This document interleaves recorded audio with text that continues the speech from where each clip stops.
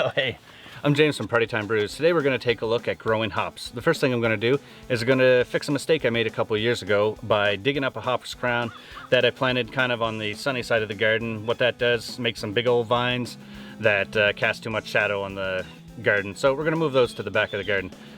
In doing so, we're going to get to take a look at the hops rhizomes. I'm going to snag a few bonus ones for planting later on the property. And then after that, I'll dig a few holes, we'll put them in the ground, and you'll get to have a quick look at the kind of structure I used for the vines to grow up. If you like the video, give it a thumbs up. You hate it, give it a thumbs down. Give me a subscribe if you want to see more brewing content, or if you just want to see that I put out a video so you control it a little bit more. But either way, let's get to it. Party time, party time, party time brews. This song ain't no good, but we got nothing to lose. Party time, party time, party time brews. Here's another brewing clip. You can watch it if you choose. When digging out the crown, you want to dig around it as wide as is feasible in order to determine the direction of the main root structure. In this case, I did not do this and ended up mangling the root fairly close to the crown. Once you have determined where the main root is and cut out the crown, clean it off a bit for a better view of what you're looking at. A healthy crown will give you opportunity to cut some more rhizomes for planting later. As you can see with my Centennial crown here, I managed to do a number on the main root structure. Take some time to clean the other vegetation away from the crown and find a few nice pieces that you can cut away to plant later. Here's just a good look at most of the crown that has been growing for 4 years with little to no maintenance other than just some watering. When you're cutting rhizomes for future planting, you want to make sure each one is about 6 to 7 inches long and has a few shoots growing off of it. Okay, so we got the rhizomes split up, we got the crown out and cleaned up a little bit. Hopefully I did an okay job and it'll work. But the next thing we got to do is just dig some holes. Start by marking out the holes. I chose somewhere around 4 feet between where the hop vines will be and left a section a bit wider so it'll be easier to mow around. Then it's time to dig. Ideally you'll dig a 2-foot diameter hole for each rhizome. As you can see, I failed at this and only made about a 1-foot diameter hole for each rhizome. When planting the crown, lay down some compost at the bottom and fill in around the root structure. In this case, I left the vine growth from the previous season penetrating the surface. Pack it in firmly, but not too tight, as you want to ensure good drainage and watering of the roots.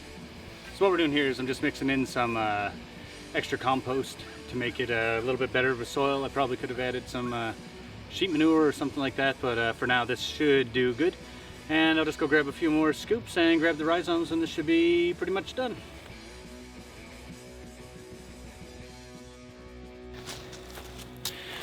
So here we got a little rhizome, just one from the transplant there that I just took out when I tore apart the crown. We'll throw this one in here and see if that works out. So this one already had some shoots coming up. I'm going to leave the shoots kind of at the surface and just put the the rhizome about 3 to 6 inches in. So I went back and grabbed my hops. What we got right now is I got a Fuggle that I bought, a Willemette, and a Chinook. Usually around this time of year, somewhere around April, May, you can, or around usually the end of April or mid-April, you can get hops from your local homebrew shop. This seems like a fantastic spot for a, we'll go with the Fuggle in this spot. So we're gonna open her up. Now normally what I've read is you probably should soak them for a few days before you, or for a day or something, or overnight before you plant them, but I'm just gonna plant this one here. I haven't put the compost in here yet, so I'm gonna look for the shoots. The shoots are kind of coming upwards, so we're gonna plant those and try to get those a few, so they're about 2 or 3 centimeters below the ground, and then we got the big root kind of pointing off to the side a bit there. So now we'll jump up, throw down some final compost, and what I ended up planting was a Centennial, a Fuggle, Chinook, Willemette, 2 more Centennials, and then finally 2 Cascades. The last one's a little sketchy looking, but hopefully it works.